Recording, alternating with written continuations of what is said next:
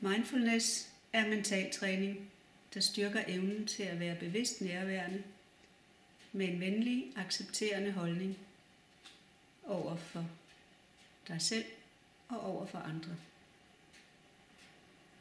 Mindfulness-baseret stressreduktion, eller MBSR, som det også kaldes, er et stresshåndteringsværktøj.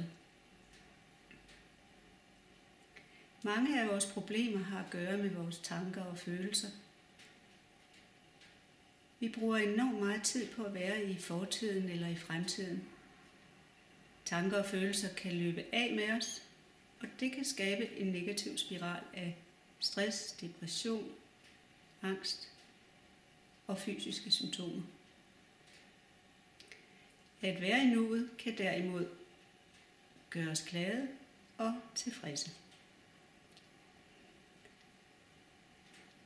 Derfor bruger vi tid på at træne nærvær på mindfulness-kurset, og vi arbejder med at lære vores tanker og følelser at kende, så vi kan øve os i at blive herre i eget hus.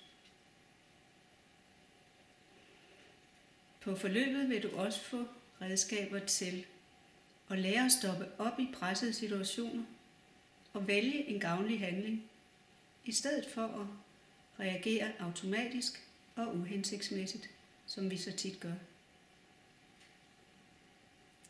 Siden programmet blev udviklet i USA i 1979 af professor Jon Kabat-Zinn, har utallige videnskabelige undersøgelser vist, at programmet har en positiv effekt på stress, depression, angst, søvnbesvær, smerter med mere. Men alle kan have glæde af metoden. For eksempel virker mindfulness styrkende på immunforsvaret og dermed forebyggende på alle sygdomme.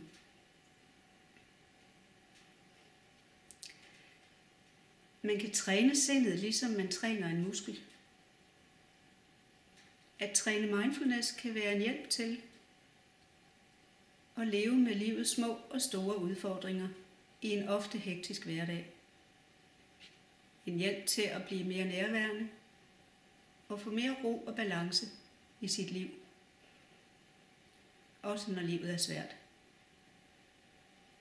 Jeg vil slutte med et lille citat af Jon Kabat-Zinn, som siger: man kan ikke stoppe bølgen, men man kan lære at surfe på den.